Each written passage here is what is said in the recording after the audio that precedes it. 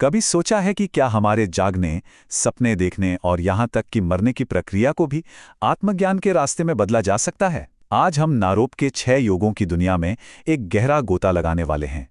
ये एक ऐसी प्राचीन प्रणाली है जो ठीक यही करने का वादा करती है। समझिए कि ये एक तरह की आध्यात्मिक तकनीक है जिसे सदियों से बड़े-बड़े सिद्धों ने संभाल कर रखा है।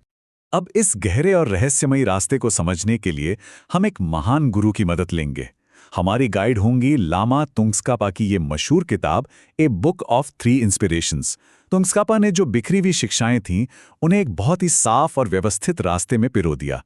तो आज हम उन्हीं के दिखाए रास्ते पर चलेंगे और नारोप के योगों की एक-एक परत को खोलेंगे।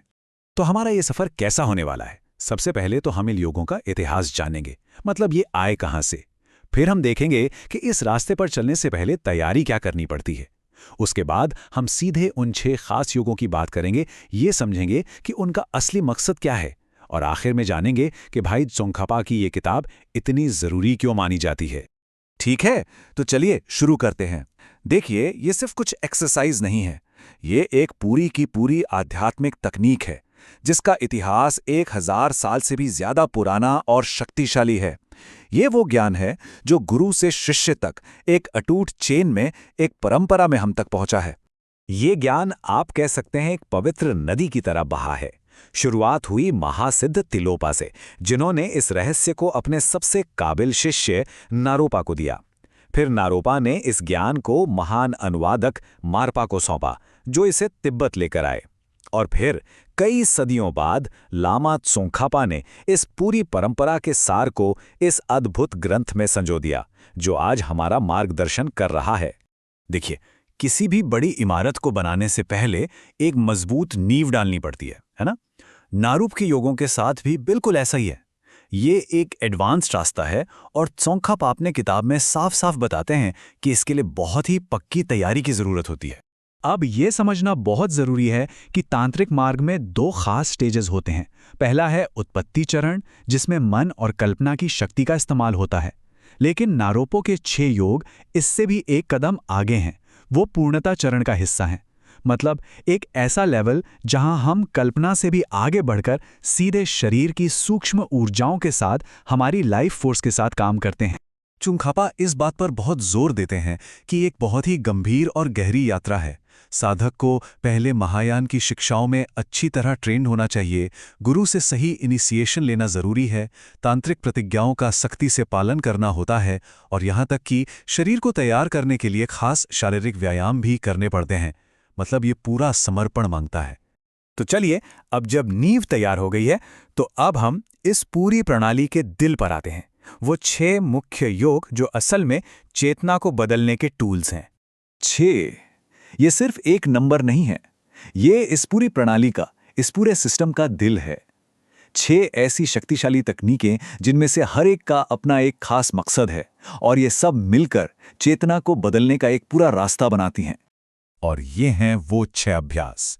सबसे पहले आंतरिक ऊष्मा या तुम्मो, जो शरीर के अंदरूनी आग को जगाकर ऊर्जा पैदा करता है। फिर है मायावी शरीर, जो हमें ये सिखाता है कि ये जो असलियत हम देखते हैं वो एक सपने की तरह है।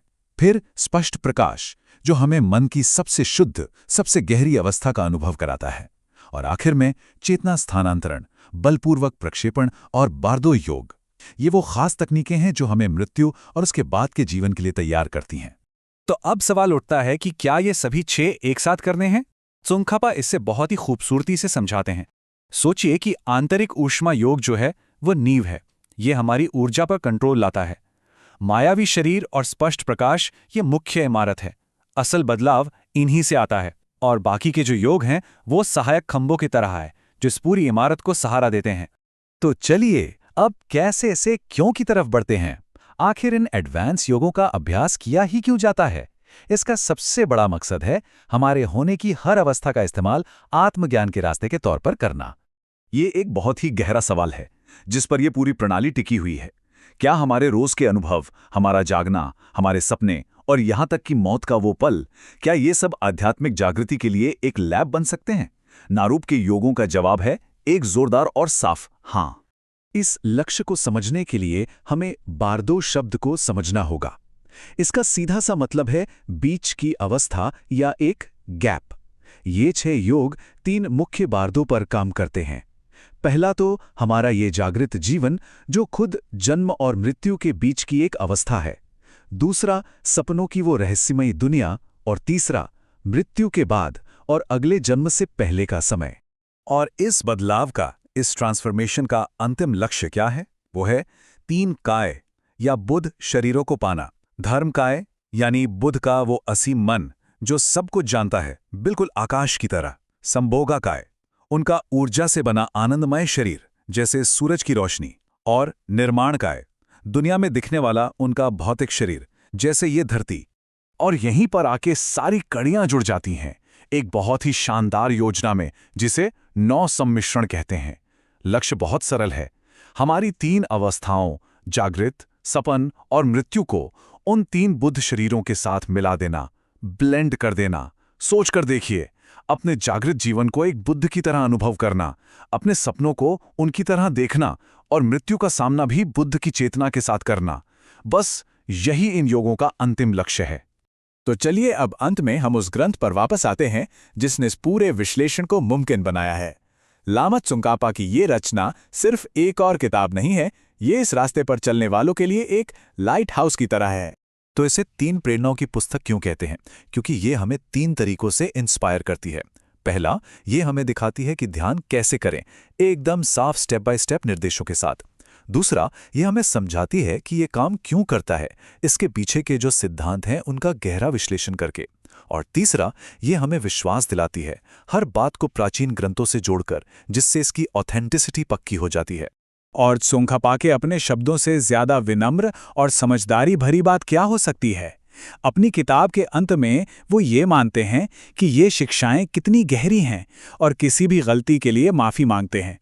ये एक सच्चे गुरु की निशानी है, गहरा ज्ञान और उतनी ही गहरी विनम्रता। तो हम इस यात्रा को इस अंतिम सवाल के साथ खत्म करते हैं। ये प्राचीन और गहन प्रणाली जो हमारे हर पल को मुक्ति के रास्ते में बदलने का वादा करती है, आज की इस भागदौड़ भरी दुनिया में ज्ञान के साधकों को क्या दे सकती है? ये एक ऐसा सवाल है जिसका जवाब शायद हम सभी को अपने अंदर खोजना होगा।